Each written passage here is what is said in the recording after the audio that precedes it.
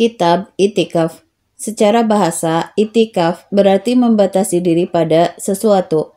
Sedangkan menurut syariat berarti menetap di masjid yang dilakukan oleh individu tertentu dengan sifat yang khusus.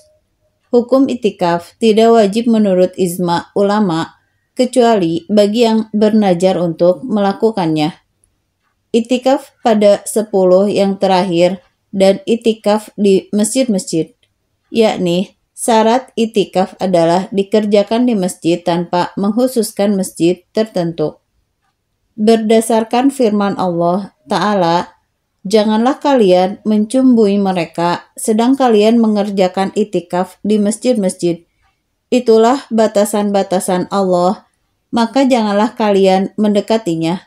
Demikianlah Allah menjelaskan ayat-ayatnya kepada manusia agar mereka bertakwa. Quran Surah Al-Baqarah ayat 187. Kalimat janganlah kalian mencumbui mereka sedang kalian mengerjakan itikaf di masjid-masjid. Ibnu Munzir menukil kesepakatan para ulama bahwa yang dimaksud dengan lafaz mubasyarah bercumbu pada ayat itu adalah jima, senggama. At-Tabari dan selainnya meriwayatkan dari jalur Qatadah sehubungan dengan sebab turunnya ayat itu. Dahulu saat mereka mengerjakan itikaf, salah seorang mereka keluar untuk suatu keperluan, lalu menjumpai istrinya. Ia pun melakukan hubungan intim jika menghendakinya, maka turunlah ayat tersebut. Mayoritas ulama berpendapat bahwa itikaf boleh dilakukan di seluruh masjid, kecuali bagi yang wajib mengerjakan sholat Jumat. Ulama sepakat tentang tidak adanya batasan jumlah maksimal itikaf, tetapi mereka berbeda dalam menentukan batas minimalnya. Bagi yang mensyaratkan puasa dalam itikaf, mereka berpendapat bahwa batas minimalnya adalah 1 hari. Namun, di antara golongan ini, ada yang mengatakan meskipun puasa menjadi syarat itikaf, namun ia tetap sah walaupun dilakukan kurang dari 1 hari. Sedangkan para ulama yang tidak mensyaratkan puasa berpendapat bahwa batas minimal waktu itikaf adalah di mana seseorang telah dikatakan tinggal tanpa disyaratkan duduk. Sebagian berpendapat cukup lewat di masjid disertai niat itikaf sebagaimana wukuf di Arafah. Abdul Rojak meriwayatkan dari Ya'la bin Umayyah, seorang sahabat, "Sesungguhnya aku biasa tinggal di masjid beberapa saat dan tidaklah aku tinggal di sana melainkan untuk itikaf." Ulama sepakat bahwa itikaf dianggap batal karena jima, senggama.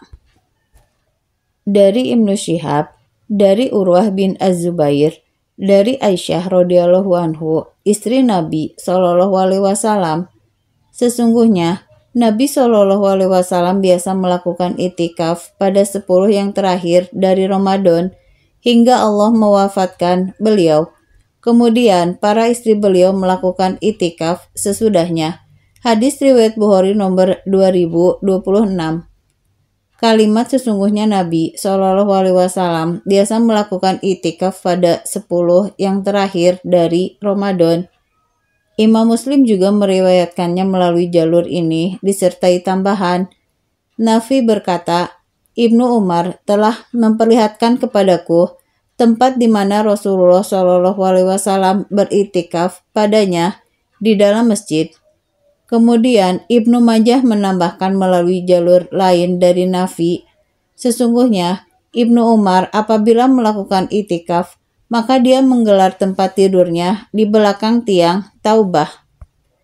Abu Dawud meriwayatkan dari Imam Ahmad, "Aku tidak mengetahui seorang pun di antara ulama yang berbeda pendapat dalam menyatakan bahwa itikaf adalah sunnah." Wanita haid menyisir rambut orang yang sedang itikaf. Dari Hisyam, dia berkata, "Bapakku telah mengabarkan kepadaku dari Aisyah radhiyallahu anhu, dia berkata, Nabi Shallallahu alaihi wasallam pernah menyodorkan kepalanya kepadaku sementara beliau sedang itikaf di masjid. Lalu aku menyisir rambutnya sementara aku sedang haid. Hadis riwayat Bukhari nomor 2028.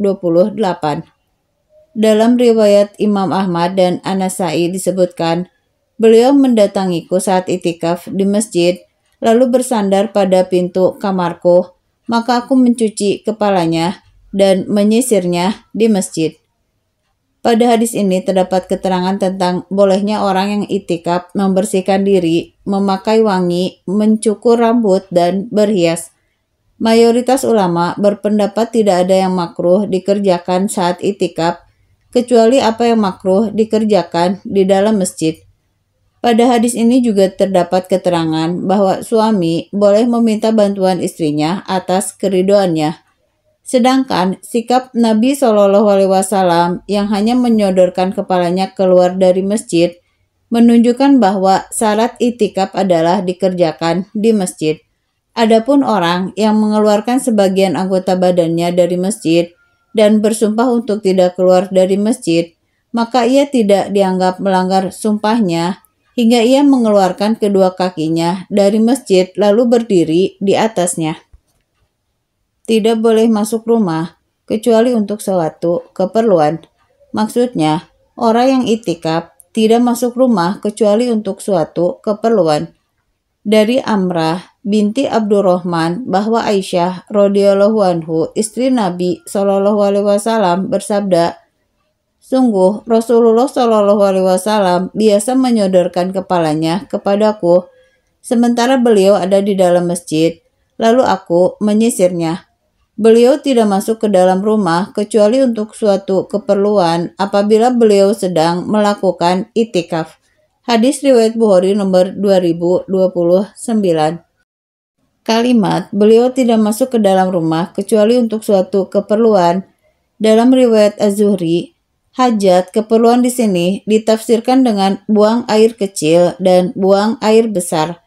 Para ulama sepakat bahwa keluar masjid untuk kedua hal itu tidaklah membatalkan itikaf.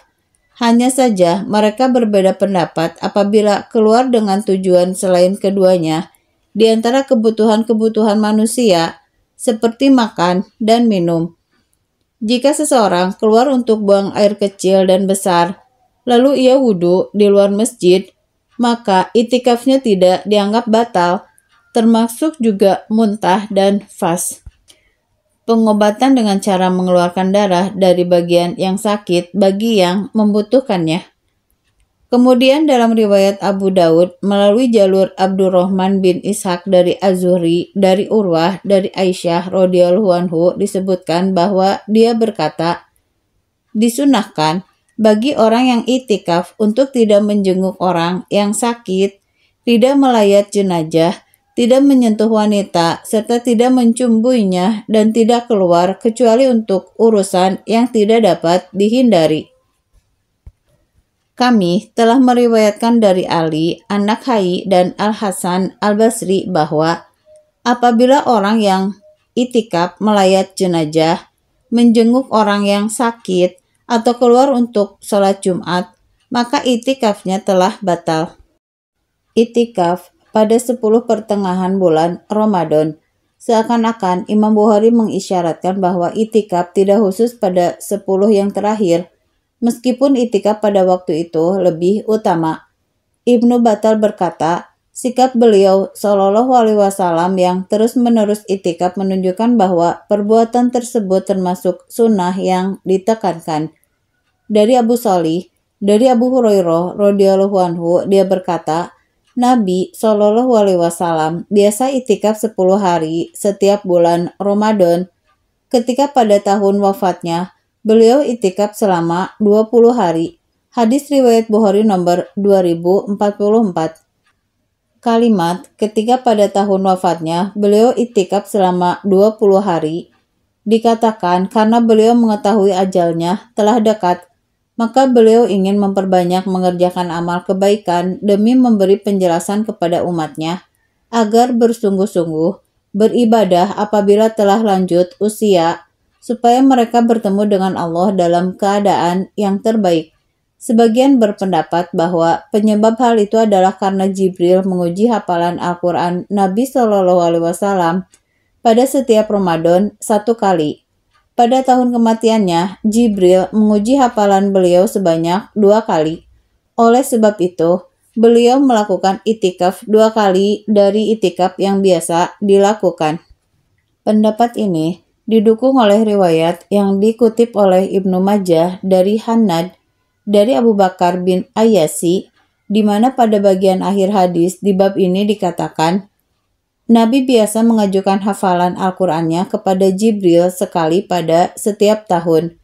Ketika tahun kematiannya, beliau mengajukan hafalannya kepada Jibril sebanyak 2 kali. Pendapat yang lebih kuat adalah bahwa beliau Shallallahu Alaihi Wasallam mengerjakan itikaf 20 hari karena pada tahun sebelumnya beliau melakukan safar. Hal ini diindikasikan oleh riwayat yang dinukil oleh An-Nasai dan yang disebutkan berikut adalah lafaz riwayatnya serta Abu Daud lalu disahihkan oleh Ibnu Huzaimah dan yang lainnya dari hadis Ubay bin Ka'ab. Sesungguhnya Nabi Shallallahu Alaihi Wasallam biasa itikaf pada 10 yang terakhir bulan Ramadan. Pada suatu tahun beliau melakukan safar sehingga tidak itikaf. Pada tahun berikutnya beliau mengerjakan itikaf 20 hari.